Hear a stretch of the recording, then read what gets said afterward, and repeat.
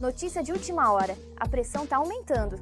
Os ZEUA apreenderam mais um petroleiro no Caribe, apertando o cerco nas rotas clandestinas de petróleo da Rússia. A Rússia está sofrendo com nevascas recordes e frio extremo, um desastre de inverno que está se transformando num caos nacional. Por toda a Rússia, condições apocalípticas estão deixando o país sem aquecimento, sem energia, sem estabilidade. E uma questão crucial separa Kiev e Washington. Ucrânia e EU estão mais perto do que nunca de um grande acordo. Este é o programa Ukraine Today, com o usuário Slava Kolesnikova. Fica conosco, a história está apenas começando.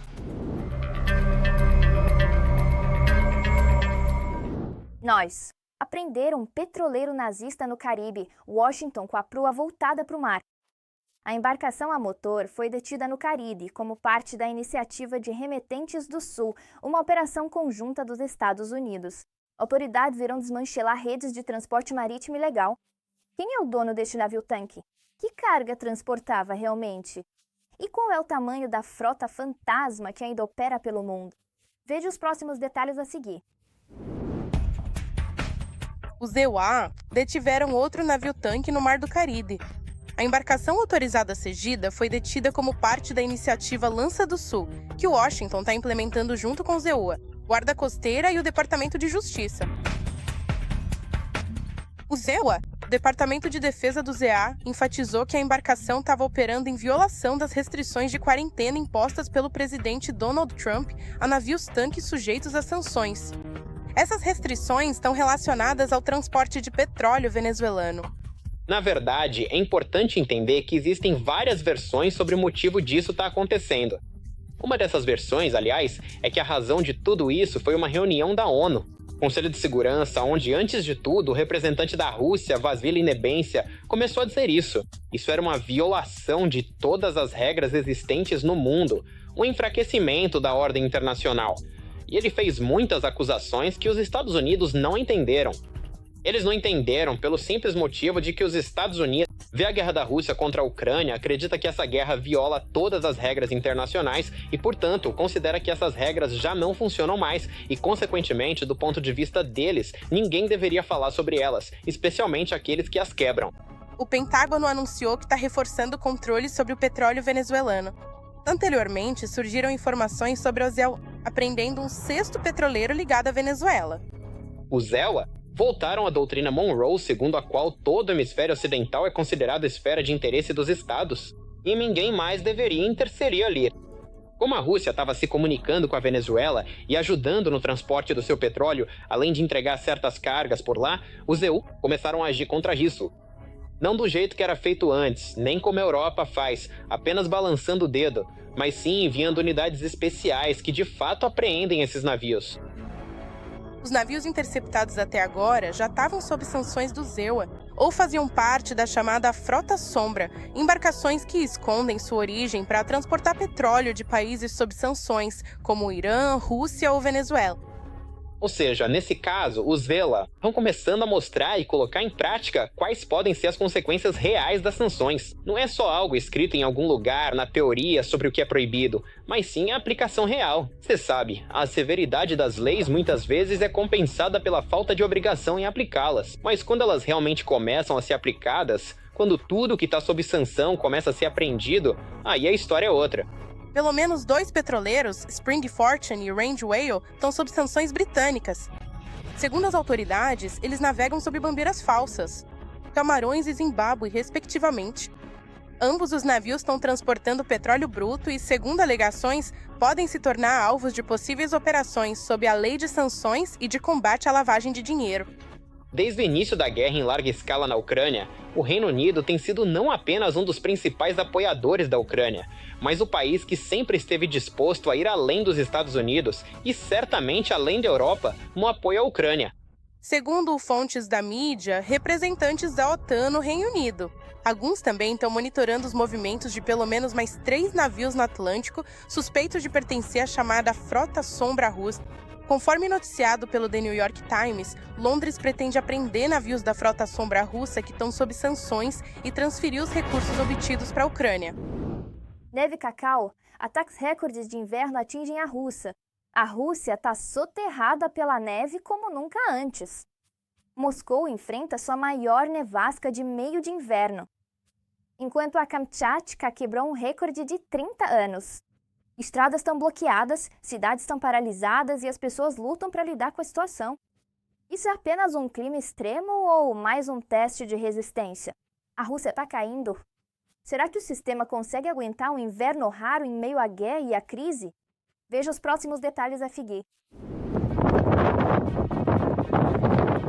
Uma nevasca que Moscou não via no meio do inverno há 56 anos.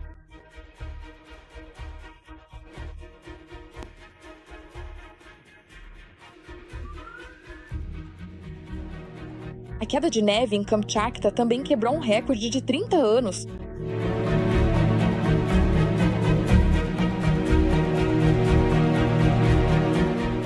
No começo de janeiro, só para lembrar, várias regiões da Rússia ficaram literalmente paralisadas pelo ciclone poderoso. Frentes que causaram atrasos em aeroportos, acidentes de trânsito, fechamento de rodovias federais e problemas com aquecimento e eletricidade.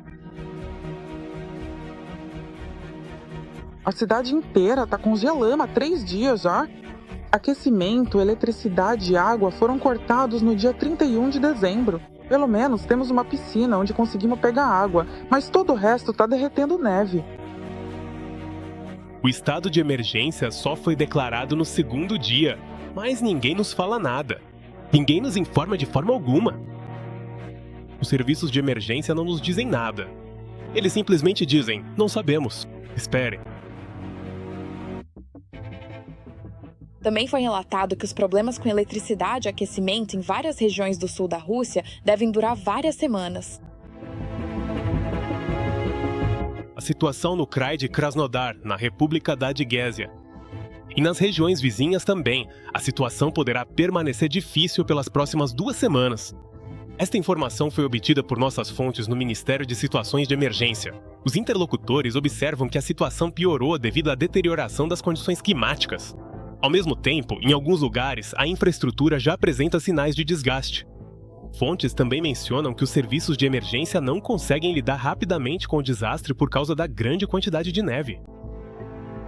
Mas após o ciclone de neve, fortes geadas estão a caminho da Rússia.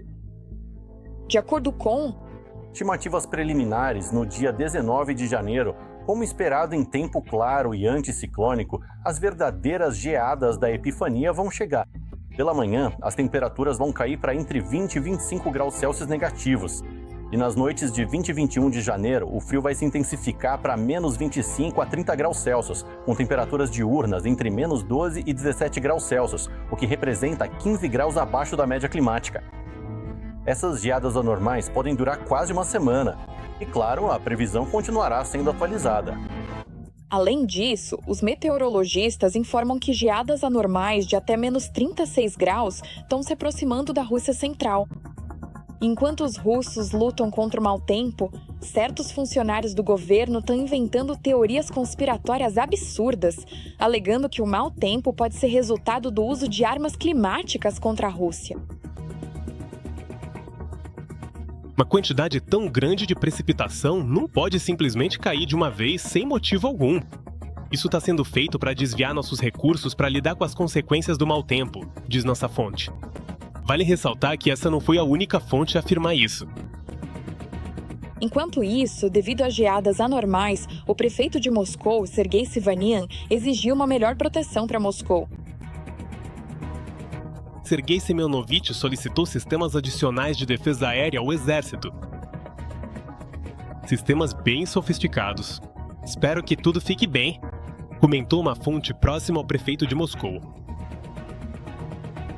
Como podemos ver, a temperatura nos corredores do poder e nas cozinhas dos russos comuns é consistentemente diferente. E agora não é apenas uma metáfora sobre o abismo entre o povo e as autoridades, mas literalmente sobre a temperatura no escritório de alguém como Sobyanin e a de uma pessoa comum. A Rússia congela em cores. Condições de Armagedon atingem o país. A Rússia está enfrentando um verdadeiro desastre de inverno. As temperaturas estão despencando para menos 60. Nevasca recordes estão soterrando regiões inteiras. E os serviços públicos estão entrando em colapso. Sem eletricidade, sem água, sem aquecimento. Cidades inteiras estão parando enquanto a infraestrutura desaba e os serviços de emergência não conseguem acompanhar. Por que a Rússia estava tão despreparada para o próprio inverno? E quantas regiões agora estão à beira de uma crise humanitária em larga escala? Fique com a gente, mais detalhes a seguir. É um verdadeiro Armagedon na Rússia. As temperaturas caem para menos 60, há nevascas anormais e os serviços públicos estão completamente despreparados. O apocalipse de elo uso. Sem eletricidade, sem água, nada funciona em lugar nenhum. Todo mundo está em pânico. Pessoas derretem neve para água potável em apartamentos abaixo de zero. Autoridades ignoram a situação. Na região de TVR, não há eletricidade há quase 48 horas. Sem água, absolutamente nada. Talvez alguém saiba. Representantes da Rossete, envie-lhes meu vídeo de apresentação. As pessoas estão morrendo aqui. Morrer congelada. Se é mesmo, são. Nenhuma equipe de filmagem virá pra cá. Todas as estradas estão soterradas. As pessoas não conseguem sair de jeito nenhum. Em Belgorod, após o bombardeio, houve um apagão. O governador só conseguiu pedir às pessoas que saíssem da cidade ou comprassem geradores por conta própria. Eletricidade? É isso. Não há nenhum em toda a cidade. Energia elétrica, sim. Caso ocorra uma interrupção total no fornecimento de aquecimento e eletricidade, providenciaremos o transporte das pessoas para os municípios locais designados que tenham capacidade para acolher esse número de pessoas ou as transferiremos para outras regiões sempre que possível. Levamos nossos filhos pequenos para a casa de parentes, onde há aquecimento e eletricidade. Mas nem isso adianta, porque desde o verão ainda falta combustível nos postos de gasolina. Estamos procurando gasolina. Belorusk, 2 de janeiro. Este é o único posto de gasolina que tem combustível. Espero que tenhamos o suficiente e que consigamos passar por essa fila. Já estamos aqui há 1 hora. Não se trata apenas de áreas remotas. Em Serpukov, perto de Moscou, uma subestação elétrica pegou fogo após um bombardeio. E toda essa parte da cidade está sem energia. Vamos colocar desta forma, o cerco em torno de Moscou está se apertando cada vez mais. Ainda não é Moscou, mas as coisas já estão ficando muito animadas na região de Moscou. Bem, também há apagões em Belgorod e em Bryansk. Sabe, Serpukov acabou de ser atingida bem na subestação, a cidade e vários assentamentos próximos estão sem energia. E não é só uma subestação. A 3,5 km de distância, há uma unidade militar das Forças de Mísseis da Rússia, uma academia onde treinam especialistas em mísseis. Verdadeiro apocalipse em Kamchatka. Prédios inteiros estão literalmente sendo soterrados pela neve. O que as autoridades estão fazendo nesse momento é um mistério. Eles nem sequer estão tentando salvar as pessoas. Quanto aos moradores desse prédio, nem sei se eles têm sorte ou não. Pelo menos não vão precisar fazer nenhum esforço extra para chegar em casa. Tudo que precisam fazer é sentar no bumbum e deslizar para dentro. Nas pernas. Quer dizer, no bumbum, para ser mais exato. E pronto, chegou. Como será que é por dentro? Um buraquinho. É simplesmente uma prisão de neve para as pessoas. Parece que entrar não é um problema. Mas como sair? Não é difícil deslizar por esta colina sentado. É realmente inacreditável. É isso aí, finalmente. Liberdade absoluta. E agora? Essas são regiões onde os drones ucranianos quase nunca chegam. Uma bênção como de palha. Tá completamente ausente ali. E as linhas de energia não suportam isso. E também é impossível repará-las. Primeiro, eles congelaram as pessoas e depois a fiação não aguenta, porque o prédio inteiro está sendo aquecido com aquecedores elétricos. Agora também cortaram a eletricidade. Acabaram de chegar 5 caminhões de bombeiros para apagar o incêndio.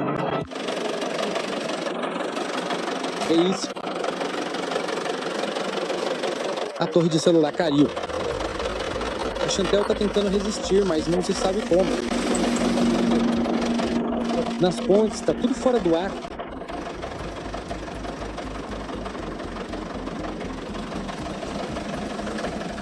Eles nem chegaram ainda ao local do dano. Olha, o estrago tá bem ali na frente.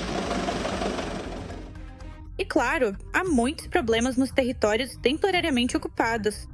Nos lugares onde os seguidores do mundo russo prometeram uma vida maravilhosa, as pessoas também estão congelando. Por favor, nos ajude. A gente só tá tentando sobreviver. Estamos mal conseguindo sobreviver. Considerando que é inverno, tá muito frio e tem neve no chão.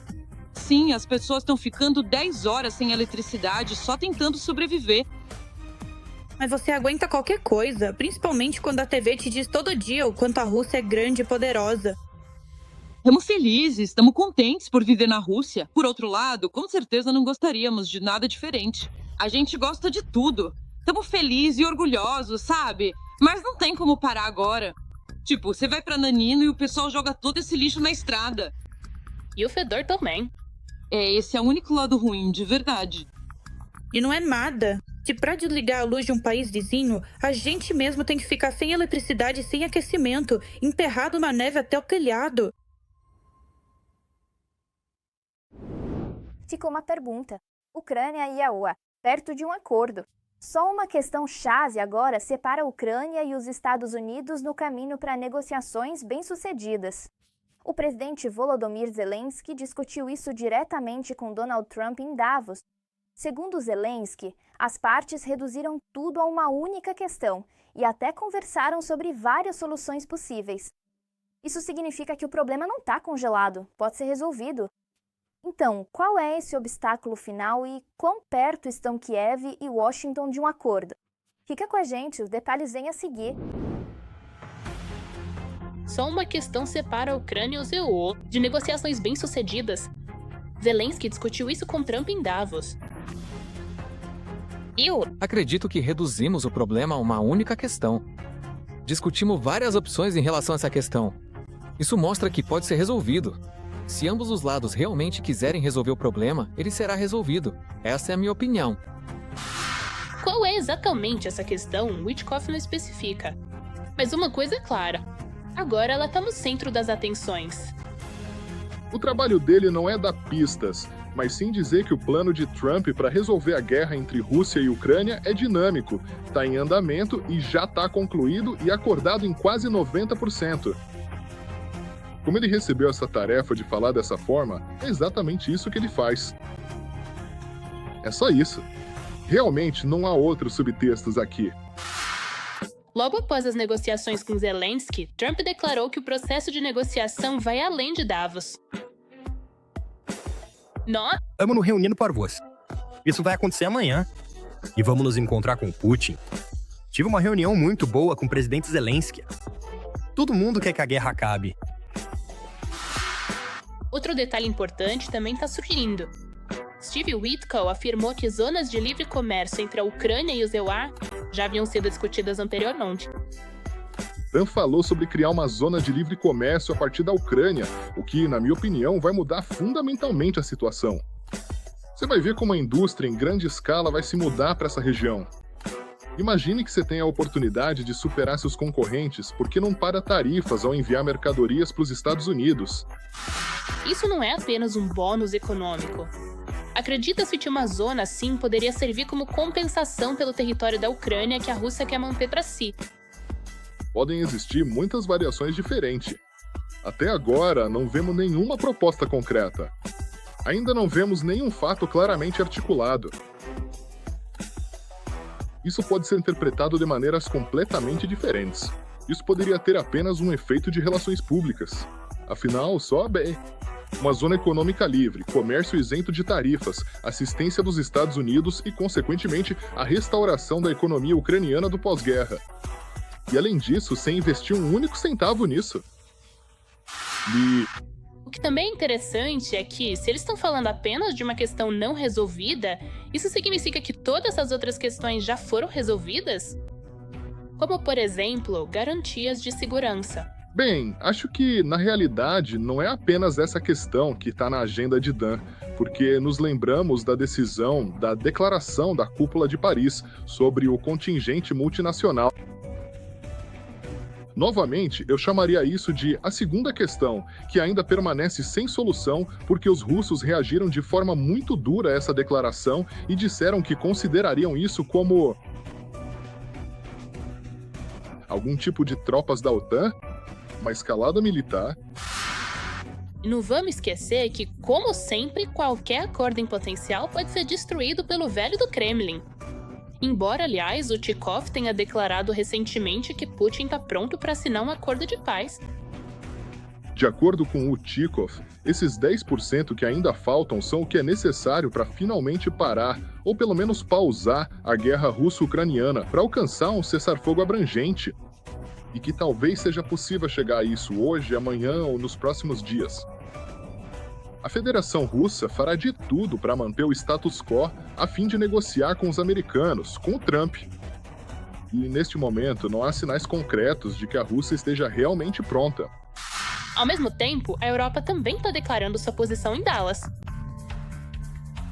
Ataques deliberados à infraestrutura civil são crimes de guerra e Putin não é um homem de paz. Os líderes europeus não escondem o fato de que os planos da Rússia para a Ucrânia fracassaram. E o caminho da Ucrânia para a Europa só está se fortalecendo. Vamos deixar as coisas claras. Putin fracassou em alcançar cada um de seus objetivos estratégicos. Putin queria capturar a Ucrânia e torná-la russa, mas fracassou. Ele não conquistará a Ucrânia e a Ucrânia se unirá à União Europeia.